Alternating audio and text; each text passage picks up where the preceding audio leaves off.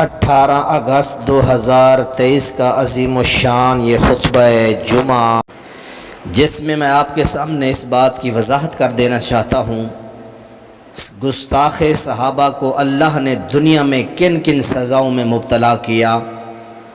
رسول معظم علیہ السلام کی حدیثیں اور وہ واقعات جن میں گستاخ اصحاب کا انجام، وہ واقعات صحیح بخاری سے اور دیگر کتب سے آپ کے سامنے بیان کرنے کا پروگرام ہے۔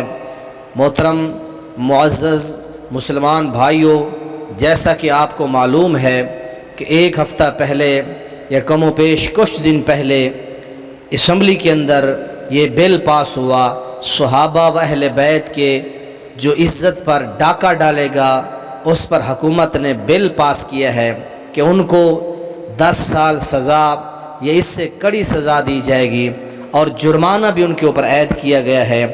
اس بل کے اوپر کچھ لوگوں کو انتہائی غصہ ہے کہ ایسا بل پاس کیوں ہوا، اور ان لوگوں نے چند دن ہی پہلے اسلامیہ جمہوریہ پاکستان کے دارالخلافہ اسلام آباد کے اندر کانفرنس منعقد کی، اور جس میں انہوں نے کہا کہ ہم اس بل کی تردید کرتے ہیں۔ ان کے دلوں میں یہ تکلیف ہے، ان لوگوں کو یہ چبھن ہے، اور وہ تکلیف محسوس کر رہے ہیں کہ ان مقدس ہستیوں کے تحفظ کا یہ بل کیوں پاس ہوا۔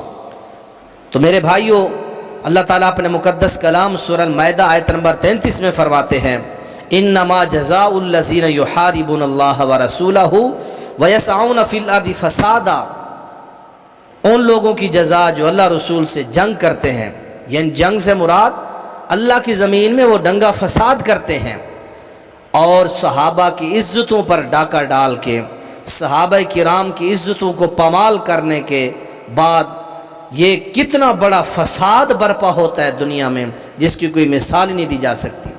کوئی بندہ صدیق کے ایمان پر تبرہ کرے، کوئی بندہ امی عائشہ کے ایمان پر بکواس کرے، کوئی بندہ حضرت امیر معاویہ کی ذات کے اوپر، ان کی شخصیت کے اوپر بات کرے اور ان کی ذات پر تبرہ بازی کرے، اس سے بڑا فساد دنیا میں کون سا ہو سکتا ہے۔ آج کانفرنس کر کے یہ محدود لوگ یہ کہہ رہے ہیں کہ قرآن کے اندر، حدیث کے اندر صحابہ کے گستاخوں کی کوئی سزا مقرر نہیں کی۔ اللہ کہتا ہے جو زمین میں فساد کریں ان کو ایسی سزا دو کہ ان کے مخالف سمت ان کے اعضاء کاٹو، ان کو سولیاں چڑھاؤ اور ان کو جلا وطن کر دو۔ اور اسی طرح اللہ تعالیٰ ملعونین اینما ثقفوا واخذوا وقتلوا تقتیلا، سورہ احزاب پارہ نمبر 22 میں اللہ نے فرمایا جو منافق اور کافر اصحاب مصطفیٰ اور مسلمان خواتین پر تبرہ کرتے، ان کے راستوں پر کھڑے ہو کر ان کو تکالیف دیتے، اللہ کریم فرماتے ہیں ملعونین، وہ ملعون ہیں، جہاں پکڑے جائیں ان کو سزائیں دی جائیں، ان کو مارا جائے، ان کو شدید سزائیں دی جائیں۔ اور پیارے پیغمبر علیہ السلام نے فرمایا، حدیث قدسی ہے صحیح بخاری کتاب الرقاق کے اندر، من عاد لی ولیا فقد آذنتہ بالحرب، رب العالمین خود فرماتے ہیں جو میرے کسی ولی سے دشمنی کرے میں اللہ اس کے خلاف اعلان جنگ کرتا ہوں۔ اور اسی طرح پیارے پیغمبر علیہ السلام نے فرمایا، السلسلۃ احادیث صحیحہ کے اندر حدیث ہے، فرمایا من سب اصحابی فعلیہ لعنۃ اللہ والملائکۃ والناس اجمعین، جو میرے صحابہ کی ذات پر تبرہ کرے، رسول معظم فرماتے ہیں اس پر اللہ کی لعنت ہے، اس کے اوپر ملائکہ کی اور تمام لوگوں کی، ان لوگوں کے اوپر لعنت ہے جو صحابہ کی ذات پر تبرہ بازی کرتے ہیں۔ اور اس ایک اور حدیث میں فرمایا لا تسبوا اصحابی فلو ان احدکم انفق مثل احد ذهبا، میرے صحابہ کو گالیاں مت دو، میرا ایک صحابی ایک مٹھی جو کی بھر کے اللہ کے راستے میں خرچ کر دے اور تم ساری زمین بھر کر سونا خرچ کرو، تم ان کا مقابلہ کبھی نہیں کر سکتے۔ اس طرح جامع ترمذی کے اندر باب قائم کے امام ترمذی نے باب فی من سب اصحابی، اصحاب النبی صلی اللہ علیہ وسلم کے اندر حدیث ہے، کیا حدیث؟ اذا رأیتم الذین یسبون اصحابی فقولوا لعنت اللہ علی شرکم، جب تم دیکھو لوگوں کو جو میرے صحابہ کو برا بھلا کہتے ہیں تو تم ان کو کہو تمہارے شر پر اللہ کی لعنت ہو۔ حضرات محترم حضرت علی المرتضیٰ رضی اللہ تعالیٰ عنہ فرماتے ہیں ابو بکر عمر رضی اللہ عنہما اس امت کے سب سے افضل انسان ہیں، ان کے گستاخ کو توبہ نصیب نہیں ہوگی اور میں ان کے گستاخوں سے بری و ذمہ ہوں۔ کنز المال کے اندر یہ بات موجود ہے۔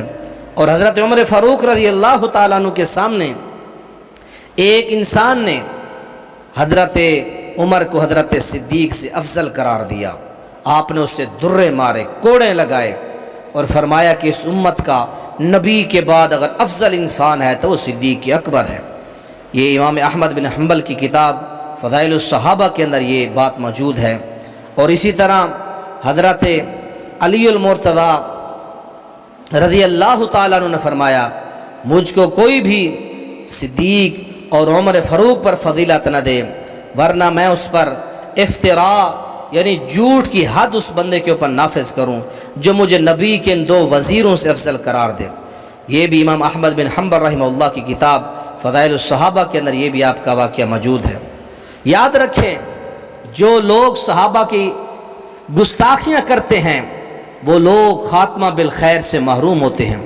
علامہ جلال الدین سیوطی رحمۃ اللہ علیہ نے ایک واقعہ اپنی کتاب میں لکھا ہے۔ وہ کیا لکھتے ہیں؟ ایک آدمی کی جب موت کا وقت آیا اسے کہا گیا لا الہ الا اللہ کہو، اس نے کہا میں نہیں کہہ پا رہا کیونکہ میں ایسے لوگوں کے ساتھ رہتا تھا، میری ایسی لوگوں سے دوستی تھی، یارانے تھے جو مجھے حکم دیتے تھے ابو بکر و عمر کو گالیاں بکو، میں گالیاں بکتا تھا، آج مجھ سے کلمہ طیبہ نہیں پڑھا جا رہا، یعنی آج مجھے کلمہ اللہ نے نہیں نصیب کیا۔ شرح الصدور فی احوال موتى والقبور کے صفحہ 38 جو ہے اس کے اوپر یہ بات موجود ہے۔ اور اسی طرح نمبر 2 حضرت سعد بن ابی وقاص رضی اللہ تعالیٰ عنہ کا واقعہ مشہور ہے۔ حضرت عمر فاروق رضی اللہ تعالیٰ عنہ کے دور خلافت میں کوفہ کے گورنر ہیں، ان کے خلاف لوگوں نے سازشیں کی اور حضرت عمر نے ایک تحقیقاتی کمیٹی بھیجی، جاؤ کوفہ کی مساجد کے اندر جا کے پوچھو کہ ہمارے اس گورنر کے بارے تمہیں کیا شکایات ہیں۔ وہ کمیٹی آئی، انہوں نے آ کے سب لوگوں سے پوچھا، کسی نے کوئی اعتراض نہیں کیا سوائے ایک کوفی آدمی نے، اس نے حضرت سعد بن ابی وقاص کے اوپر 3 الزام عائد کیے۔ اس نے کہا فَإِنَّ سَعْدًا كَانَ لَا يَسِيرُ بِالسَّرِيَّةِ، یہ جہاد پر نہیں جاتے۔ نمبر 2 وَلَا يَقْسِمُ بِالسَّوِيَّةِ، اور مال جو ہے یہ تقسیم صحیح نہیں کرتے۔ وَلَا يَعْدِلُ فِي الْقَضِيَّةِ، اور فیصلہ بھی انصاف سے نہیں کرتے۔ یہ اس بندے نے 3 الزام لگائے۔ حضرت سعد نے بد دعا دی، کہا اللہم ان کان عبدک ھذا کاذبا، اللہ اگر یہ تیرا بندہ جھوٹا ہے اللہ میں اس کے حق میں بد دعا کر رہا ہوں۔ فاطل عمرہ، اللہ اس کی عمر لمبی کر دے، واطل فقرہ، اللہ اس کی غربت لمبی کر دے، فقر لمبا کر دے، وعرضہ بالفتن، اللہ اس بندے کو فتنوں پر پیش کر۔ اس کی اتنی عمر ہوئی کہ کھانے کو کچھ نہ ملتا اور اس کی بھوئیں اتنی بڑھ گئیں کہ آنکھوں پر گر جاتی، راستوں پر کھڑے ہو کر بچیوں کو چھیڑتا۔ بخاری کے اندر یہ واقعہ موجود ہے، جب لوگ اس سے پوچھتے تو یہ کہتا کہ مجھے سعد کی بد دعا نے برباد کر دیا، میں نے سعد پر الزام لگایا تھا تو سعد بن ابی وقاص کی دعا نے مجھے برباد کر کے رکھ دیا ہے۔ نمبر 3 ایک اور صحابی، یہ بھی عشرہ مبشرہ صحابی ہیں، ان کے گستاخ کا انجام سنیے۔ ایک عورت ہے سعید بن زید صحابی رسول ہیں، ان پر ایک خاتون نے الزام لگایا کہ سعید نے میری زمین پر قبضہ کیا ہے۔ وقت کا حکمران مروان بن حکم ہے، مقدمہ اس کی عدالت میں پہنچا، انہوں نے بلایا حضرت سعید بن زید نے فرمایا اے حضرت کیا آپ یہ جان سکتے ہیں کہ میں نے اللہ کے نبی سے یہ فرمان سنا ہے جس نے ناجائز کسی کی زمین پر قبضہ کیا اللہ اس ایک بلشت کو 7 زمینوں کا توق بنا کر اس غاصب اور زمین پر قبضہ کرنے والے کے گلے میں اللہ زمین ڈالے گا۔ کیا یہ فرمان مصطفیٰ کا سننے کے بعد اے امیر المومنین، اے مروان، کیا میں اس عورت کی زمین پر قبضہ کر سکتا ہوں؟ تو مروان نے کہا کہ میں آپ سے اور کوئی شہادت نہیں چاہتا، آپ تشریف لے جائیں۔ اور حضرت سعید نے صحابی رسول نے اس عورت کے حق میں بد دعا کی تھی۔ अल्लाहुम्मा इन कानत काज़िबतन फ़अम्मी बसरहा, अल्लाह अगर ये झूठी है इसको अंधा कर दे, वक़्तुलहा फ़ी अर्ज़िहा, और इसकी ज़मीन में इसको कत्ल करना। क़ाल फ़मात हत्ता ज़हब बसरुहा, ये औरत जब फौत हुई तो इसकी नज़र चली गई। तमशी फ़ी अर्ज़िहा इज़ा वक़अत फ़ी हुफ़रतिन फ़मातत, चल रही थी अपनी ज़मीन में, एक गड्ढे में गिरी और वहीं ये मर जाती है। और ये पूरा वाक़या मुस्लिम शरीफ के अंदर 1610 नंबर पर मौजूद है। नंबर 5, हज़रत अबू बकर सिद्दीक़ और हज़रत उमर फ़ारूक का गुस्ताख, उसका अंजाम सुनिए। जमात अहले हदीस के अज़ीम मुबल्लिग़ सैयद सब्तैन शाह नकवी हाफ़िज़हुल्लाह अपनी किताब खुतबात अहले हदीस के सफ़ा 226 पर फरमाते हैं, वो क्या फरमाते हैं कि जब मेरा मामू फौत हुआ तो मेरे सगे मामू के मुंह से ऐसी आवाज़ें आ रही थीं जैसे किसी कुत्ते के भौंकने की या कुत्ते के चिल्लाने की आवाज़ें आ रही हों। ये वो बदबख्त मेरा मामू था, जब घर में कुत्ता आता तो ये बदबख्त मामू कहा करता था अबू बकर आ गया, उमर आ गया, नऊज़ बिल्लाह अल-अयाज़ु बिल्लाह। और आज इसका अंजाम कैसे हुआ? मरा तो इसके मुंह से खुद कुत्ते जैसी आवाज़ें निकल रही हैं।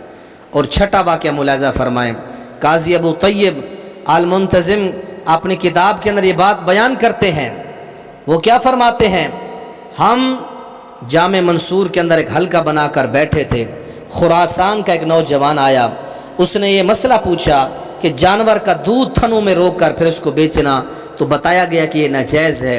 जब उसने दलील मांगी, उसको हदीस अबू हुरैरा पेश की गई, तो उस बदबख्त नौजवान ने कहा अबू हुरैरा तो गैर मनकूल हदीस गैर मकबूल हदीस, अबू हुरैरा तो इसकी बात जो है तो ये तो गैर मकबूल है।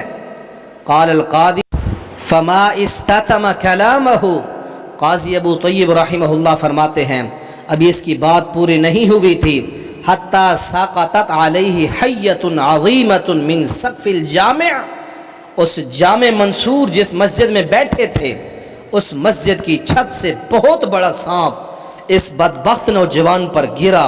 फवसब अन्नास मिन अजलिहा, इस वजह से सब लोग भाग गए। अल्लाह ने गुस्ताखों पर सांप गिराए और गुस्ताख सहाबा के मुंह से कुत्तों जैसी आवाज़ निकाली, और गुस्ताख सहाबा को अल्लाह ने अंधा किया। गुस्ताख सहाबा का इबरतनाक अंजाम दुनिया में देखा।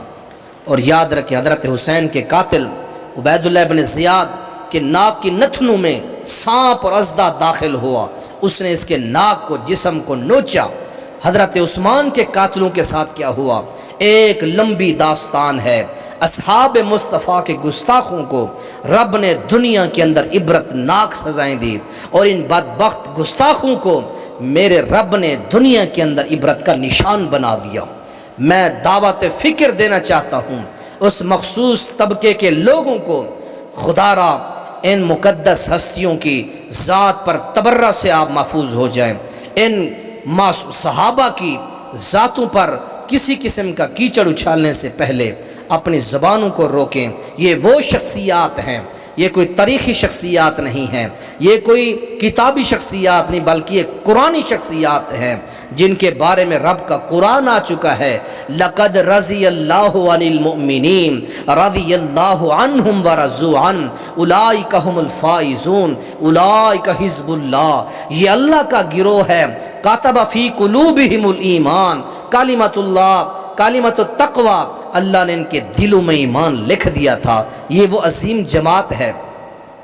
फतावा बज़ाज़िया के अंदर और अलामा मुल्ला अली कारी शराफ़िक़ अकबर के अंदर और काजी अयाज़ मालकी अल मिलल व नहल के अंदर, इमाम सिबकी फतावा लिसिबकी के अंदर, इमाम इब्न कसीर बिदाया व निहाया के अंदर एक फतावा जात की कसीर लिस्ट है जिसके अंदर ये तमाम अइम्मा किराम फरमाते हैं अबू बकर उमर की खिलाफत का मुनकर काफिर है और सहाबा की तकफीर करने वाला पर कुफ्र का फतवा आता है। याद रखें, इससे भी और भी मज़ीद अइम्मा किराम के फतावा जात हैं। मैं इन्हीं बातों पर अपनी इस गुफ्तगू का अख्ताम करता हूँ। अपने माल से, अपनी जान से, अपनी ज़ुबान से, अपने जिस्म से, हर एतबार से अल्लाह के रसूल की जमात का दिफा करें। आप पर यह दिफा करना लाजमी है।